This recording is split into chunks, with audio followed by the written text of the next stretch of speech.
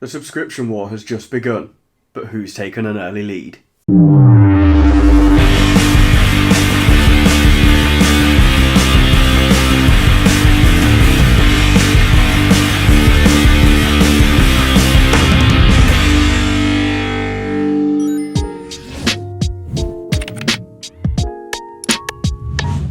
Hi, it's Ollie from Cross Platform Gaming and welcome to today's video, where we look to see which next-gen console boasts the greatest gaming subscription service. Does Sony's PlayStation Now defeat Microsoft's Game Pass Ultimate, or does the green brand leave the blue brand in its dust? Throughout this video, we'll take a look at a variety of points and see which service comes out on top. Some housekeeping before we start. Microsoft offers tiers to its Game Pass service, and for the purpose of this video, we're going to use the Game Pass Ultimate to take on the PlayStation Now, as that's the peak of its platform. All views will also be purely opinion, as I've recently bought an Xbox Series X, so I now use both Game Pass Ultimate and PlayStation Now on the PS5. Of course, you may disagree with me and feel I've missed out some unique selling points of your preferred platform, so please let me know in the comments below, and let's see if we can get a good, healthy debate going.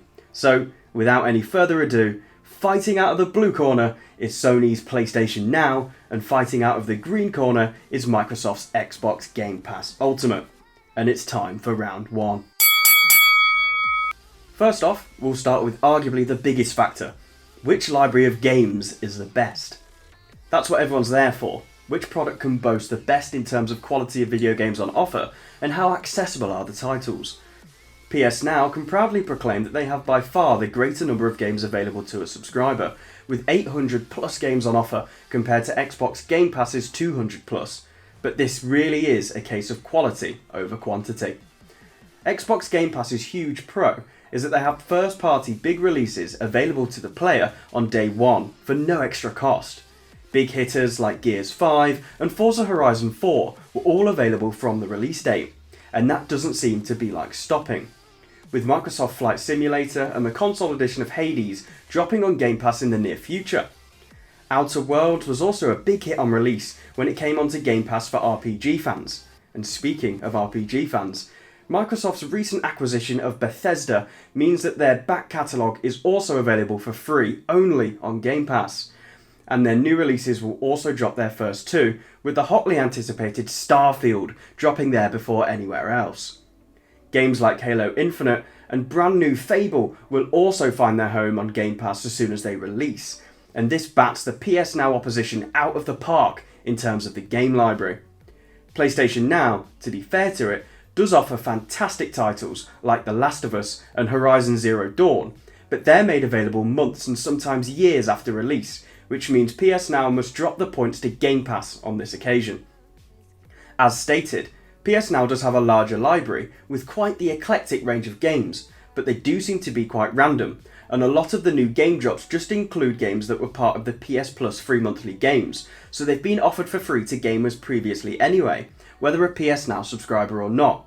They include select PS2, 3 and 4 games, whereas the Xbox side of things touch on their previous consoles too, whilst also showcasing a selection for PC included with Game Pass Ultimate.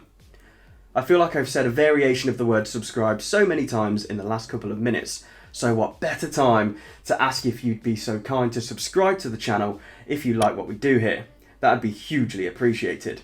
Now, we know the calibre of both of these game libraries, but how much does it actually cost to play them? And can PS Now pull it back by offering much more value for money? Well, there's only one way to find out. So, how much money do these companies want from us per month to play their games? PS Now does claw it back somewhat here, as they charge a cheaper price for their service. However, Xbox come back fighting once again, as despite their charge being more expensive, their fees include EA Play and Xbox Live Gold, meaning one solitary fee is all that's needed to get online and access EA's library of free games on top of the games already offered by Xbox Game Pass Ultimate. At the time of writing, Xbox Game Pass Ultimate is £10.99 a month, which is really competitive for all of the items and products included as part of that. It will also be the same in your local currency. PS Now takes it purely on cost, as that's £8.99 a month.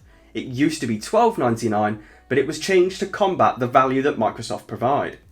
However, you do still have to pay extra to get online with PlayStation, as PS Plus is not included in that price. Neither is EA Play, which is another separate transaction directly with EA.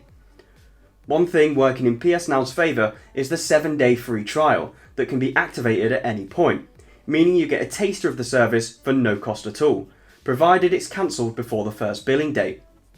To counteract that, Xbox offer new subscribers 3 months of Game Pass Ultimate for £1, but that's only available for new customers.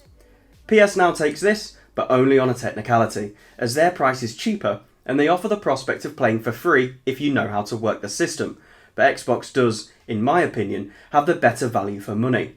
1-1, but it could very easily be 2-0 from the get-go here. But we know what games they're offering, and we know how much they now cost. But how easy are they to play and run, and which subscription service makes sure you can enjoy the games at their best performance? In terms of how the games are presented to you, PS Now offers the ability to stream without downloading, directly to your console via emulation of Sony's previous console iterations. Xbox doesn't offer this, but you do need a very strong connection to stream the PS Now games without a hitch. I have a relatively good internet connection, but there are still issues for me when streaming occasionally. Of course, an Ethernet connection should be preferred to Wi-Fi, but there can still be technical faults on connections that appear solid at face value. Regardless of the issues you can experience, the fact that PS Now offers this when Xbox doesn't is a feather in Sony's cap. A caveat is that you have to stream some games as only PS4 games are downloadable on the platform. Xbox, on the other hand, only allows downloads, so it will take up some space on your hard drive, and you'll have to wait for those pesky download times. However, the performance obviously increases as the games are being emulated locally rather than depending on your internet connection speeds. When playing older games, both services have compatible trophies and achievements. The trophies from PS Now are almost instantaneous, whereas the Xbox achievements will update to your full account within a few hours on 360 games, as they seem to take a little longer to synchronise. On the Xbox 360 emulation within Game Pass, you do have access to a fully working Xbox Live Marketplace, where you can take advantage of any DLC or add-ons for games. Multiplayer also works, but Xbox Live does seem to drop on occasion, when the console is still connected in the Series X or S operating system. Equally, multiplayer is available in PS Now, but it seems to be missing a trick. One of PlayStation's features it pushes is SharePlay, which is not compatible with PS Now, which I think could have been a game changer. Obviously, it does not want non-subscribers to be able to play when a subscriber shares their gameplay, but it already offers the free trials which can be taken advantage of, and SharePlay itself means one person buys a game and the other doesn't, but it gets more eyes on it. So hopefully PS Now can implement this at some point, because it could be a massive plus for the Blue brand. Looking at remote play, PS Now allows gamers to stream directly to a PC, so finally players can play PlayStation heavyweights like Uncharted and Bloodborne with a mouse and keyboard if they so prefer. Xbox offers this on mobile by being able to play remotely to stream to Android mobile devices, whilst also offering downloads to PC, meaning Game Pass takes the edge there by offering mobile support on top when PS Now doesn't offer this at all. Cloud saves also kick in, meaning you can play on console and pick up where you left off on mobile, as in theory it should offer as good an experience on mobile as it does on console.